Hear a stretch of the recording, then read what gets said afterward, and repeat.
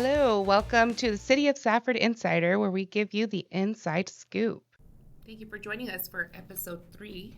We're excited to be here today, bringing you some more information on the City of Safford current events going on. As well, we have some special guests joining us today from EAC that Eric Bergerano will be having the opportunity to interview here in just a bit. But to get started, I kind of just want to go over some current events. The first current event that we have coming up is Community Pride Days, aka Free Dump Days. We have Chad Hogel, who's the landfill supervisor. Thank you for joining us today, Chad. Thanks for having me. We're excited to get some information out to the folks. A lot of people look forward to these events. They do. Yes.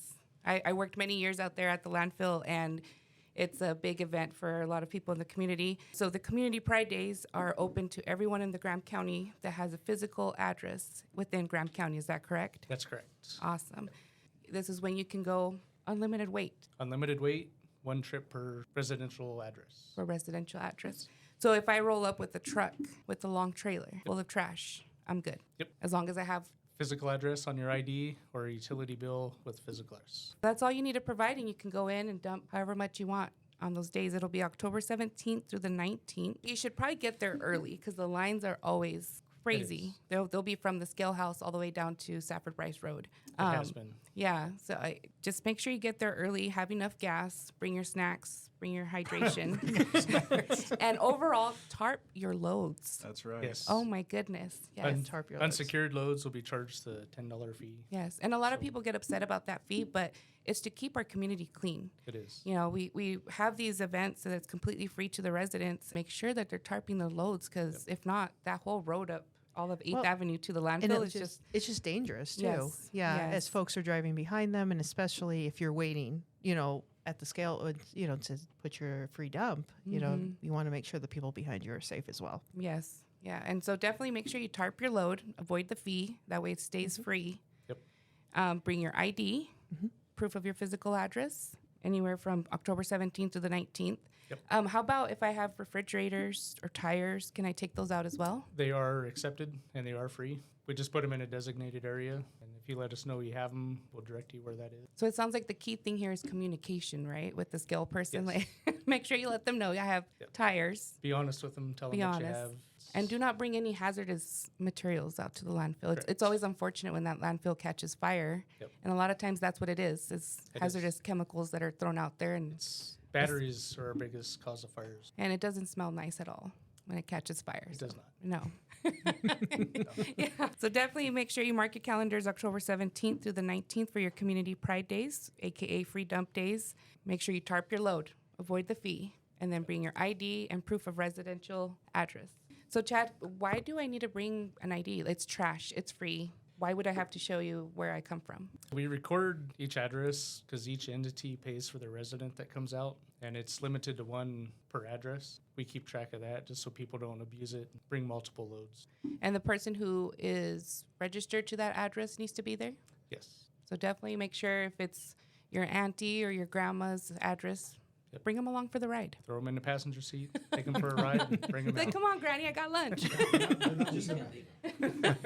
Yeah, don't leave them there. No, there's an extra fee for that. So Oh, If you no. leave them, their day would be down in the dumps. Don't leave. Is that a Wednesday it starts? Thursday. Thursday. Thursday, Friday, Saturday. Thursday, Friday, and Saturday, October 17th through the 19th. And then you have extended hours, right, till On Saturday, we're open until 4 o'clock. perfect. Very good. So 7:30 make sure to 4. 7:30 to 4. Mark your calendars, October 17th to the 19th. Thank you, Chad, for joining us. Thanks, Thank you Chad. for And having if they me. have any additional questions, definitely reach out to the landfill and they can answer any questions beforehand. Well, thanks for joining us, Chad. Thank you. Thank you. Next current event that's coming up is on October 24th is the City of Safford hot dog sale for the Gift from the Heart program.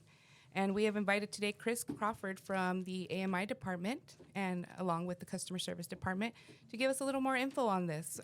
What's going on? What is this sale? So October 24th, 10 to 2, we'll be having a hot dog sale in front of City Hall, and it's for our Give to the Heart program. Awesome. So for those that don't know what Give from the Heart program is, I touched a little bit on it on our last podcast, but what exactly is our Give from the Heart program, Chris? So Give from the Heart is a donation-based program that the city puts on to pay base rates for senior citizens' utility bills. So again, that's on October 24th from 10 to 2 here at City Hall. That's 717 West Main Street, the 2-story white building. I have the prices here. It looks like hot dogs will be $2, nachos will be $3. For 50 cents extra, you can add some jalapenos to your nachos and $1 sodas. So it looks like it's going to be a great sale. It's been very successful the last previous years that they've done it. And it does bring out quite a bit of people and for a great cause. The more that we can have into that program, the more people that we can assist as long as they qualify for that. If they have any questions, they definitely can reach out to the Business Services Department and they can give them more info on how to qualify for the Give from the Heart program. Their phone number is 928-432-4060. Talk to those girls down there at customer service. And hopefully you guys can make it out to our hot dog sale, October 24th from 10 to 2. Do you know if a hamburger and a hot dog can get married? They No. can if they have a frank relationship. No, that was good. Thanks. I had no idea that program existed. That is awesome. And I don't know if a lot of people are aware of it, but in City Hall, when you come to pay your bill, if you're a little thirsty, treat yourself to a Pepsi, and Pepsi actually gives the proceeds from that soda machine into the Give from the Heart program. Yes, and we sell candy bars also at customer service that do that. See, what more can you Customers- want? You pay your utility bill, and you walk out with a candy bar and a soda, and it all goes back into Yeah. Give from the Apparently, Heart. I need to hang out downstairs more often. Wow, soda and We got candy. the goods. And it goes to a great cause. What could be better? And if anyone wants to donate to the Give from the Heart program on a monthly basis, you actually can donate through your utility bill and just add an extra amount on your utility bill, and that'll go straight into that Give from the Heart program. Yes. Yep, and anything to keep that program going, it does benefit quite a bit of anyone 62 and older in our community that has any City of Safford utilities. So any little bit helps. If you want to make a one-time donation, you can. Come to the hot dog sale, come buy a candy bar, soda, however you'd like to donate, it's greatly appreciated. So if they wanted to like add it to your utility bill, do they just contact customer service? Yes, so if Okay. they contact customer service, they can get them signed up, and then it just gets added onto your bill. Very good. Certainly a program that we should relish. How he comes up with these, I have no idea. Yeah, come on, B. Catch up. Catch up. Sponsors that we have this year are Kempton Chevrolet, Pepsi Bottling Co. of Safford, Bash's Grocery Store, City of Safford, of course, Fairway Independent Mortgage Corporation, Nutrioso Ride, and Vista Recycling. Awesome. So big thanks to our sponsors. Yeah, thank you so much. It's definitely a team effort for everyone to come together and host this event. This is the 7th annual, so that's how successful it's been. 7 years that we've been doing this hot dog sale, and it just has been growing more and more. And Thank you. so if you have no plans for lunch on October 24th, you now have somewhere to go. City of Hall. Safford, 717 West Main Street. Yes. Hope to see everyone there. Thank you, Chris, for joining you. us and giving us some more information on that. Hope to see everyone there. And one of the other events that's going to be coming up is the November 9th air show at the airport. And joining us today is Cameron Atkins, the airport manager. Welcome to our podcast, Cameron. Thanks, B. I appreciate it. So tell us a little bit about this air show on November 9th. Yeah, so last year, of course, everybody remembers we did the Safford Air Fair. It was the first real public event we had done in quite a long time. The first year that I was here working for the city as the airport manager, we did a 5K on the runway. Then we expanded on that and did a fully static event. All the aircraft were on the ramp. Nothing was actually performing. And this year we decided to bring back an event that hasn't been in the Gila Valley for about 30 years. There was a air show back in the day. The records I can find, it was sometime in the 1990s.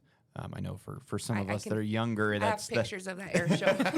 I, It's so funny story real quick. I went to Solomon School and they had a competition for Easter hat. So my mom has the most embarrassing pictures of me. Like this little white garden hat, and she put like the green like shredded paper and little, what are those peeps? The little yellow. Oh, yeah, the peeps, yeah. I did win, but I have the most embarrassing pictures of. What like, did you win? I don't know, maybe like a small personal pizza or something. It was in the 90s though. I was in school in Solomon. but I won, and I have embarrassing pictures. So You don't have to be embarrassed. You're amongst your peeps. there you There it is. But yeah, so we decided to really expand and grow. We thought this is going to be an awesome opportunity both for folks here locally to come out and enjoy the community, and also bring in some folks from outside and really show them what the Gila Valley is. So we've been working really hard, bringing in quite a few performers. We've got all of our civilian performers lined up. We've got a couple of gentlemen that are on the U.S. Aerobatic team. One who is actually here from Safford, named Jeff Bourbon. We've got Anthony Oshanuga, who's also on the U.S. Aerobatic team, is going to be flying his red Pitts S1. We've got a lot of talent from the Phoenix area. We're very blessed. Arizona has a pretty huge air show community as far as air show performers go. So we've got some folks bringing out some World War II warbirds, an FM-2 Wildcat that was used during the Battle of Midway. Unfortunately, it looks like our P-51 may or may not be coming. He had some scheduling conflicts. We've got quite a few other warbirds, some T-6 Texans, and I think they're going to put on a really great show. We'll have some military aircraft on static display and some food vendors out there for everybody to enjoy. So I think it's going to be an awesome opportunity. Sounds like a really good time. I do have to ask though, Cameron, how do you have so many hookups? What's your connection there besides managing the airport? Now you have all these pilots coming in. Like, what is your connection there? Honestly, cold calling people, oddly enough. Like, we've got a group coming in, parachute team that's going to come in, and it was actually I know somebody locally that was like, oh, you should call this company. They might do something. I called them. They said, well, we can't do it, but here's a point of contact. I call him up, cold call his cell phone and say, hey, this is who I am, and are you interested in coming? And that's the way it works for a lot of these military units, too. They have a process for how you do it, but a lot of it ends up just being that personal connection and saying, hey, how can you help out? Some of those connections, I'm still in the Army, so we're getting some great Army Nice. performances. And Well, thank you for your service. well, thank you. I don't do much. So that but, means you also fly airplanes. Then. I sit in the back of airplanes currently. Okay. So, yeah. But yeah, we've got some great stuff coming out of Yuma. We have another great connection, a gentleman that is the detachment commander for the U.S. Army Free Fall Aviation Unit out in Yuma, and he also happens to be from Safford. So Wow. those Small world. yeah, it's kind of amazing when you bring up Safford and they're like, oh, I know where that is because I grew up there, and it's always kind of crazy because I mean I didn't know where Safford was 4 years ago before I came down here. So yeah, it's been awesome to see, and we're hoping it'll really bring some new light out to the airport and really showcase a lot of what we do. Tickets are on sale on the airport website on flysafford.com/airshow, and also at the city clerk's office. So Nice. if anybody Yes. doesn't have, Come see me. Yep. And buy your tickets. yep, Well, I'm very excited for this air show. I can guarantee I'm going to be there. My son's obsessed with airplanes. I am the weirdo driving out there at 6 o'clock in the afternoon, by the way, every day on the weekends. You're not alone. Oh, I know. Yeah, so it is very, sometimes he'll see them like flying. He's like, Mom, let's go to the airport. I'm like, oh, here we go. So what time is this show going to start? So the gates are going to open at 10 a.m. On Saturday the 9th, and the show itself actually starts at noon, and it should run from noon to about 4:30 p.m. in the afternoon, depending Very on nice. the performer lineup. So this is November 9th. That's my husband's birthday. Can you guys do like a little razzle dazzle for him? Like, Maybe or the we can parachute like guys can like dump fly a some banner? water on him or something, and we'll see. Okay. Well, the banner that the parachute team is going to do is actually CMI. CMI is sponsoring. So I need to call CMI and be like, can I get happy birthday? Yep. Can you imagine? I'd win the best wife award. Top that. Top that. And I would add, we're not just going to have stuff you can watch. We're actually going to have stuff you can ride on. So just like last year, we're going to have an airplane you can take a ride on. The Commemorative Air Force out of Falcon Field in Mesa, they're bringing out their C-47. That airplane's going to be pretty cool. Can take a few more passengers than the airplane we had last year.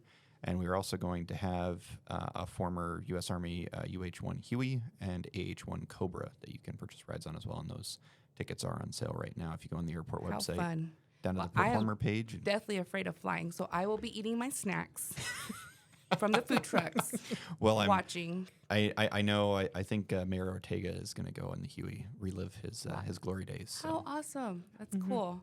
Yeah, I've taken a couple people to go do the skydiving. You'll never catch me doing that. That's it's- not on my it's fun. bucket list whatsoever. It's one You of would the, watch. Is that Oh, what- I've watched. Oh, okay, Yeah. you've watched. I've Okay, sat through and- the videos, Oh, okay, very good. but I watch. I'm not gonna. You gotta do it at night with night vision on. Oh yeah, no, that's a hard pass. Sounds better as the lights get With- brighter and closer. With a giant rucksack full of guns and ammunition and a dog strapped Now to we're you. talking. Just kidding. No, you still wouldn't catch me then. Awesome. Well, thank you, Cameron. Thank you for Thank you. joining us. Absolutely. November 9th. Make sure you get your tickets. They are already on sale. We want to get them before they sell out. There's going to be the awesome happy birthday banner. Maybe. 100%. Yeah. The date's going to fly right up on us, too, so get your tickets now. Oh, There it is. more jokes. But the early bird pricing does end on October 15th. And then ticket prices will go up at the gate if you want to purchase in person. We're Perfect. highly recommending everybody to get Will the there tickets be ahead of shirts time. again? Because we still have the ones from Yes. last year. Yes, there Yeah. will be some more So my shirts. kids were super little last year, and they're probably like a size small, but they wear them and they love them. They look like little dresses on them, but it's so cute. Yeah, we're gonna get some more NADs. Cool. So we hope to see everyone out at the air show on November 9th. And again, thank you, Cameron, for coming by. We're excited, and hopefully everyone can make it out. Yeah, we'll see you there. Absolutely. Thank you. Next on our podcast, we have the gentleman from EAC joining us today. And we're going to turn it over to Eric, who will be doing a quick interview with them, discussing the topic of Prop 402 and how it affects our local college and what you as a voter can do. So with that, I'll turn it over to Eric.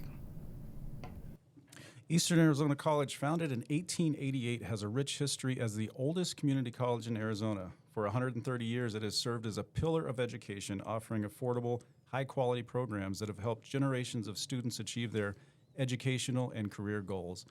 Beyond its role in education, EAC also brings a significant economic benefit to our region, contributing an estimated $250 million annually to the local economy. Since Proposition 402 is such a hot topic in our community this election season, we've invited President Haney from Eastern Arizona College, Vice President of Administration Heston Welker, and Director of Marketing Chris McBride to join us today to discuss Prop 402. Gentlemen, welcome, and the floor is yours. Thank you. It is such a pleasure to be here. We really appreciate the opportunity to speak to your listeners and to the residents of the City of Safford as we discuss really what we are discussing is Eastern Arizona College, its future and its history. I'm so grateful that you mentioned the history of the college in the community. 1888, 136 years old. The oldest community college in the state and likely one of the oldest in the country. We really honor that heritage and that history that we have in this community that serves the entire Graham County. And as an alumnus of EAC myself, I feel not just professionally involved in this effort, but also personally involved in it. My parents, my children, grandparents have all been touched and impacted by Eastern Arizona College, and now we have another opportunity to impact future of this Proposition 402 with respect to the expenditure limitation. The challenge for us is in explaining the expenditure limitation and what it really means and how it impacts the college. Because at first glance, it doesn't make sense to a lot of people because it's very convoluted and a little confusing. So the brief history of it, and Heston here, Chris here, can also explain maybe some additional information about it. But the quick history is that in 1980, so 44 years ago, Arizona's voters voted a provision into the Constitution of the state that limited the ability to spend money. Community colleges, cities, towns like Safford, and counties, as well as K-12 district. Each of those entities, that expenditure limitation, the formula works just a little bit different. For us, it took the amount of money that the college spent in 1979, so 45 years ago, and said that's as much as you can ever spend ever in the college's future, with two factors that they would allow for growth. One factor is student population or student growth. So they would allow that expense number to increase as student enrollment increased. The other factor was inflation. Now, they didn't use the Consumer Price Index, CPI, that we often see that on the news. They have a proprietary formula that the state developed that is actually much more conservative in nature, a smaller number than what you see on the news with the Consumer Price Index. And they said, okay, you can increase your expenses based on those two factors. So as long as your student population keeps growing and as long as inflation keeps going through the roof, then we'll allow you to spend more money, which sounds good on paper. However, the problem with that is that the expenses of higher education is not one-to-one with either of those factors. So inflation, as you know, over the past few years, in fact, we've all been impacted by inflation in our personal households. It's gone so high that the inflationary factor that the state allows for us hasn't caught up with it. Now, in addition to that, the student growth that we have had at the college has been impacted because of COVID, frankly. 4 years ago when the pandemic hit, much of our student population, about a third of it, frankly, was in the prisons, and the prisons had to shut down entirely. So all of that enrollment went to zero, but our expenses stayed the same. In addition to that, our traditional student population and non-traditional student population, meaning the older students, that also took a hit because of the pandemic. Every college and university across the country had an impact in their enrollment because of the pandemic. And so but our expenses did not decrease as a result of either of those two factors. They've continued to be the same, and because of inflation, they've gone even higher. So what's happened is our expenses have hit that limitation. And so we are now at the point where we are not able to spend more money. Not because we don't have the funding. We do have the funding from the state, but we can't spend because of this provision. Now, the one thing that they did build into the provision, the constitutional provision, to enable us to spend additional funding is we could take it to our local voters. For us, it's Graham County voters. That's the one fix, if you will. And that will allow us to take it to the voters and ask them to allow us to increase the base. We call it the base, which is that base number, that base dollar amount from 1979 that will allow us to increase how much we're able to spend. Not how much we're able to raise, not how much we're able to tax, but how much we're able to spend. And so that's what we're asking the voters to do, is to allow us to reset that base. In 1979, that base was $4.5 million. We're asking them to allow us to reset that base to $9 million. Now, that flows through the 44 years, and it's much higher than $9 million because our budget is higher than $9 million. But that allows us, that gives us the flexibility to spend the money that we have. One of the questions that I get often from community members that ask me about this proposition, that ask me about the expenditure limitation as they're trying to understand it, is how will this affect my taxes, my property taxes? Well, the answer is, and it takes some explaining, but the answer is it does not affect property tax rates. It doesn't affect the property tax levy. It doesn't affect the property tax at all. The property tax is already governed by a separate statute in Arizona state statute. It's already limited by how much the governing board can increase or decrease the property taxes. Then the governing board is also the limiting factor. They have to vote on it. So we are allowed to increase that levy a maximum of 2% before we take it to the voters. So again, it's unrelated. It's two separate items in state statute.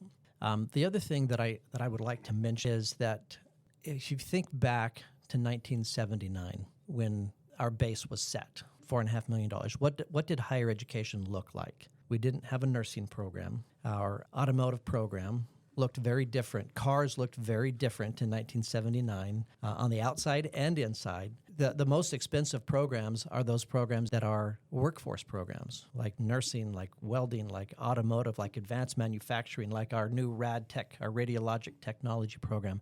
Those are programs that we either didn't have or were much less costly. But these are also the most valuable programs to our students because they are high demand and high wage.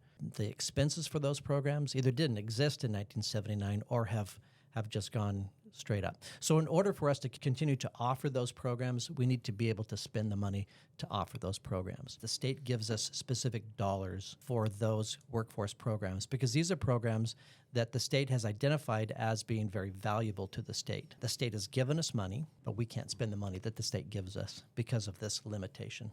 So that's what we're asking the voters to do, is to allow us to spend the money that the state gives to us. Great. Thank you so much for that explanation. You know, in the history I gave of the college, I failed to mention one thing. So about 12 years ago, my oldest daughter, when we lived in Tucson, was going to go to college. And my wife recommended Eastern Arizona College. And her dad, who's sitting right here talking, was totally against that. We had Pima Community College right down the road, and that's where she needed to go to nursing. But we went to a parent preview, met some of the folks. Dr. Sorensen stands out. Within minutes, we were over at the Tower dorms putting down a deposit. And it's actually the reason my family moved to the Gila Valley. So while we talk about that huge impact economically of $250 million a year, it does change and impact people's lives as well. We brought our family of 8 to the Gila Valley because of EAC. Because of Eastern Arizona College. That's right. Yeah, I could go on and on. And in terms of the impact that the college has had on this community is hard to estimate. We did that analysis, and we do it every 4 years, the economic impact analysis, and it's about $250 million, about almost $250 million. But if you look beyond just the dollars, about the impact that the college has had on our social life, on our athletic life, on our fine arts life, and every other aspect of having a college in this community, an institution of higher learning, higher education. It's hard to put a dollar figure on that. Especially on the business life, coming from your SBDC. Thank you, Eric, huge for mentioning impact that. the college has on small businesses. Mm-hmm. This is Chris McBride. We have Heston here, who is really our expert with respect to finances. You hear a lot of questions being asked right now. He's a genius, I should say. I'm just an expert. I think He's he a is. genius. Way oversold me at this point. You see these signs out, Save the College, and you hear a lot of people saying, this is just going to open up a blank checkbook to the college. How would you respond to that, Heston? Great question. And President Haney has kind of already alluded to the fact that we are actually restricted by many other things in the expenditure limit as far as how much money we can spend. The first being our budget, which is approved annually by the board and frankly, even by the state of Arizona. We're also limited by the amount of revenues that we can generate or that we receive through state funding, federal funding, and our own contracts. So really, the expenditure limit hasn't actually had any impact on us since its inception, really. It hasn't driven what we spend. Again, that's done through those annual budgets, which also what's interesting and a little ironic is that we consistently come in under our budget. In fact, not only did we come in under budget last year, but our expenses were even 3% less than the prior year. And that's including what we just talked about in years of these high inflation, we were even able to cut our expenses this last year. And a lot of it just depends also on the times and seasons, whether we're building buildings, taking on infrastructure projects, those kind of things. But we are limited by that board-approved budget and also, President Haney mentioned, by the tax levy that can only be increased by a maximum of 2% a year if it doesn't go to the voters. It's also just interesting because as far as our fiscal soundness right now, we are in a better position, frankly, than we've ever been. We have significant funds that are coming from the state, and we've been able to set aside funds. If you've been on the college recently, you've probably noticed a lot of things being improved. In fact, just recently we celebrated the renovation of our Mark Allen dorm, which almost had not been touched for 60 years. So you can imagine the amount of renovation that it needed. And we had set aside those funds to do a complete renovation on that facility. And now it really is a brand new looking dorm. It still has that kind of old face about it, but it's been cleaned up. And so we get to pay homage to history to say, hey, here's this great building with great bones, but also it's been modernized and looks fresh, and the students are just ecstatic about it. And we've been able to do that because we've been able to set aside these funds. And that's a little bit of the irony is here we are sitting in a great fiscal position, and now we're being limited by a very old state statute that is saying, yes, we know you have the money, but now you're going to be restricted on spending it. And another irony is this is kind of how it's supposed to go as far as taking it to the voters, though it does get a little confusing, which is the frustration. But we were able to sit down a few months ago as we knew this was coming up, to go to the state ballot with the Arizona Tax Research Authority, otherwise known as ATRA. And they are in existence really to protect the taxpayer. And as we sat and met with them, not only did they encourage us to go out to the voters on this proposition to reset our base for the expenditure limit, they said this is exactly the process that is supposed to occur.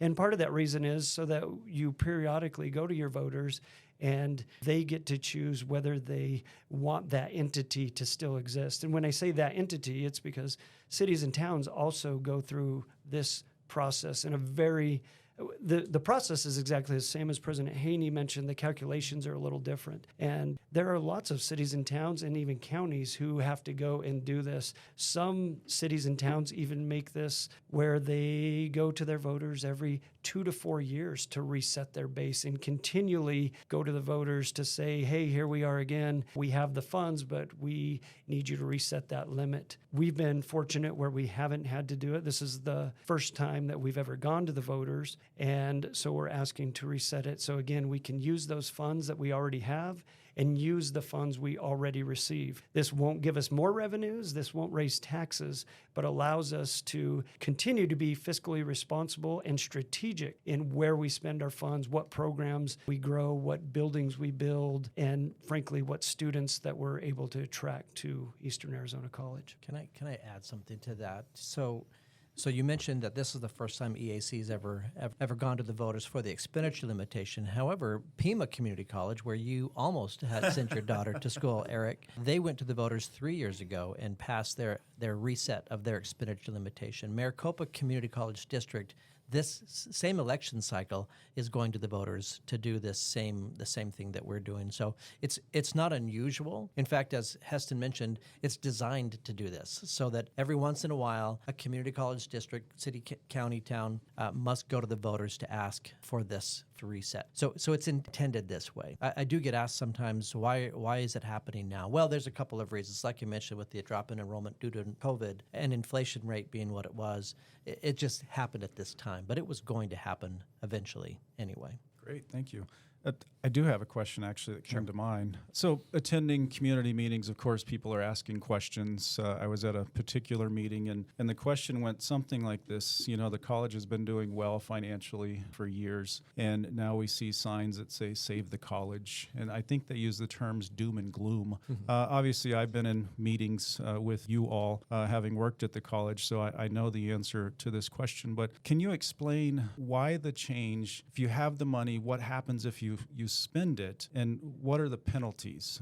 Is that an issue for the college? Because I think that's where people are not connecting the dots. Let me start, and then I'll kick it over to Heston for some specifics, because I've had that question as well. Why save the college? Why does it seem so dire? Well, it seems like a scare tactic. Well, it's not a tactic, but it is scary. So the issue with with exceeding the expenditure limitation, there are penalties associated with that, and those penalties depend on vary depending on how far you exceed the expenditure limitation. And again, Heston can have the specifics here, but if you exceed that limitation by enough, the penalties become millions of dollars. And so the question that I sometimes get asked, well, why don't you just keep cutting your budget so that you're under that expenditure limitation? Well, the trick would be, how do you cut your budget but not also impact your student enrollment? So we can't just start dropping academic programs to cut budget. You do that, then you start dropping enrollment, which further decreases your limitation, and then to cut more programs, that further decreases that limitation, and eventually you just go away. You're not able to exist. You're not able to survive or operate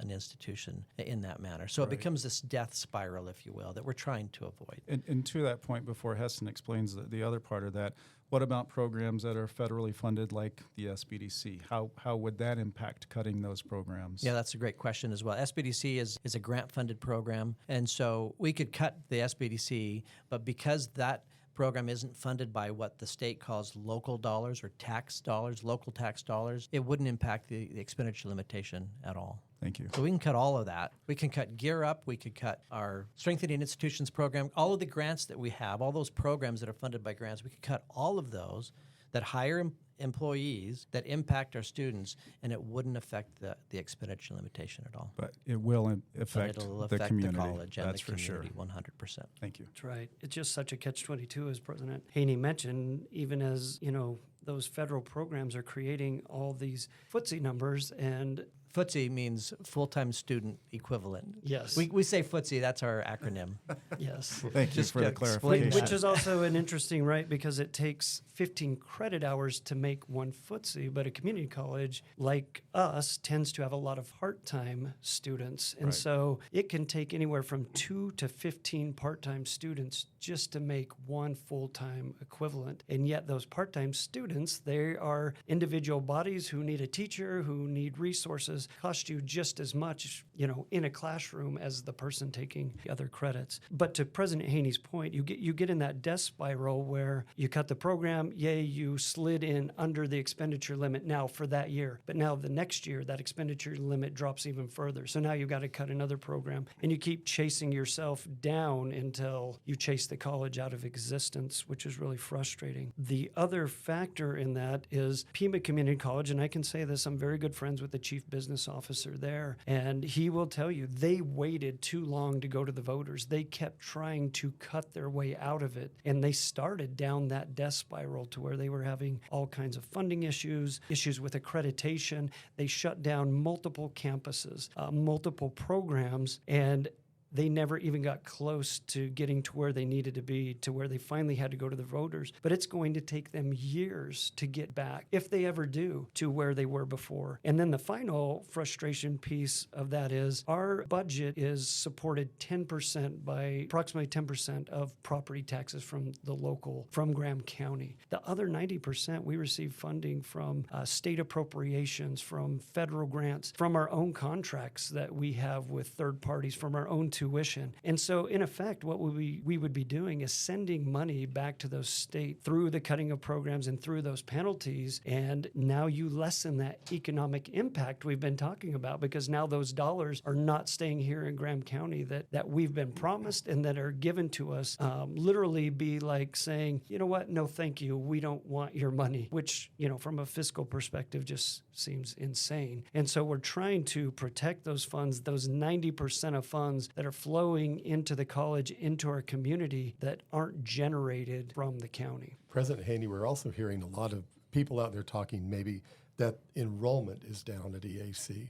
Could you talk a little bit about that, about the enrollment that we're hearing about? Yeah, thank you, Chris. That's a great question. I've seen that as well, and I'm not sure where those figures are coming from. I think they are misreading some information from our website. And the truth is that our enrollment is up. For the past 4 years since the pandemic, our enrollment has increased every single year. We did take a dip because of the pandemic, like I said, but every year for the past 4 years it's been up. It's been up higher on average than every other community college in the state. So we're on an upswing.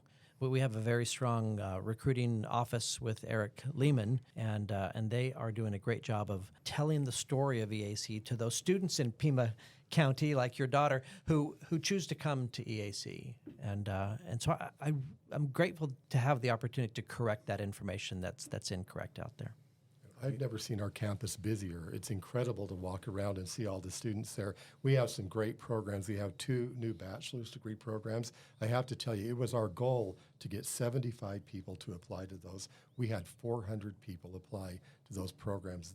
People are wanting to go to school at EAC, and it's a busy, active campus. It's exciting to be on campus. Thank you.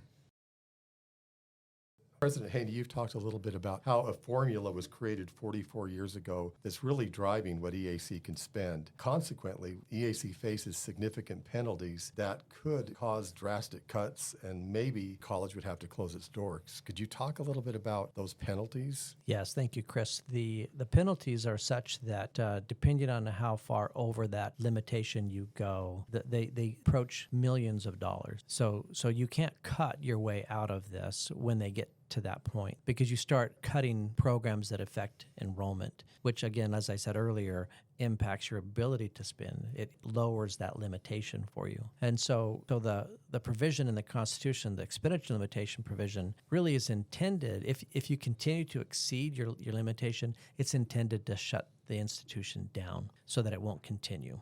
And that's what we're trying to avoid. Heston has probably some additional dollars or some figures that that he can explain what that really looks like in terms of those percentages. Heston? That's right. President Haney really hit it on the head, and that is the statute is intended to shut the institution down or the city or town if we don't go to those taxpayers. I mean, we are talking penalties in the millions and even tens of millions of dollars. And I mentioned before that was what Pima County was facing and tried to cut their way out of it, and then they were unable to. Again, as President Haney mentioned, here we are, and our enrollment's growing.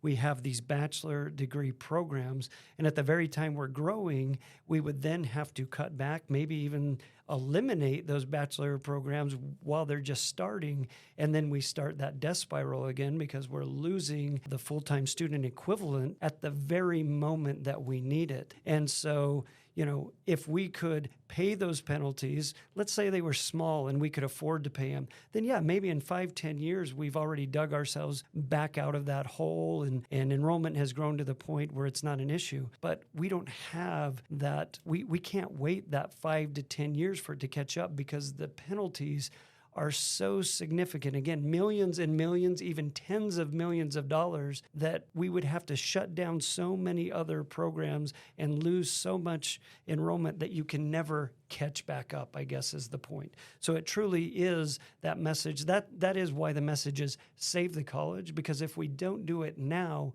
we enter that death spiral and we'll never be able to get back even to where we are now, much less continue to grow as we are now, if that makes sense. The other question that I get often is, why don't you just ask the legislature to fix the problem? Why are you asking the voters to fix the problem? Well, I think one of the answers to that is the provision. That's the only way to fix it is to go to the voters. The other answer is that the legislature can't fix it. Their hands are tied because this is a voter-protected constitutional provision. It's in the Constitution of the state. They can't change it. They can't wave a magic wand and say, let it go away. People say, well, the college is so important to the community. I can't imagine the legislature would allow the college to go away. I don't think they could imagine it either, but they can't do anything about it because of the way that provision is structured. Thank you. I will. I'll mention some more of the financials, just how the college has been doing in the last 7 years, because I think that's been a question as well. And the short answer is amazing. Again, we've never been in a more fiscally sound position than we are right now, which, as President Haney mentioned before, that hasn't always been the case in the 130-year history. There has been some real times of struggle in that 130-year history. But frankly, the last 7 years have been incredible for the institution, and that is for a number of factors. Not only is enrollment growing, but we're receiving additional state aid, more state aid than we ever have. We're receiving more federal funding than we ever have. We are working with more third-party entities, generating our own income, providing the best product that we have, and that is education. President Haney, if I might, if there's an expenditure limitation, how can you be pouring money back into the college? That's a great question. People have asked that question as well. You guys look like you're doing pretty well. How can you do this? Well, the reality is that and again, Heston can answer this as well, but the expense limitation is the dollars that we spend on capital project aren't limited by the expenditure limitation.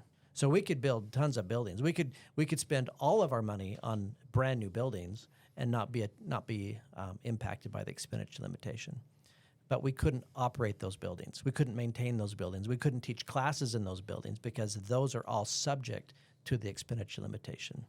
Eastern Arizona College is a tremendous treasure. It's an institution that really shouldn't be here. The county, Graham County, because of its size and population and because of its assessed valuation, does not qualify under state statute to have a community college. If we didn't already have Eastern Arizona College, we would never be able to have a community college in this county per the definition of a community college district in the state. We are only here because 136 years ago, the early pioneers of the Gila Valley decided to start an academy, decided to start a college for their students.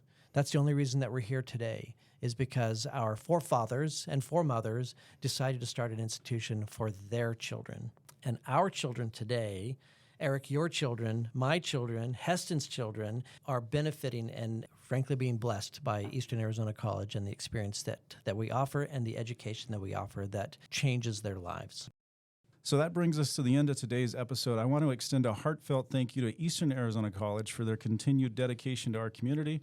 For over a century, EAC has not only been an educational leader, but also a major economic driver, bringing in approximately $250 million each year to support local businesses and families. As we discussed, Proposition 402 is a key issue that will directly impact the future of this institution and our local economy.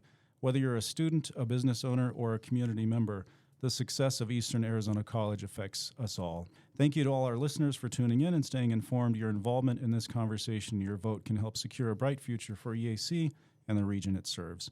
Gentlemen, thank you so much for your time, for joining us today. It was a pleasure speaking with all of you. Thank you. Thank you. Thank you, everyone, for joining us today. Thank you, everyone, for listening.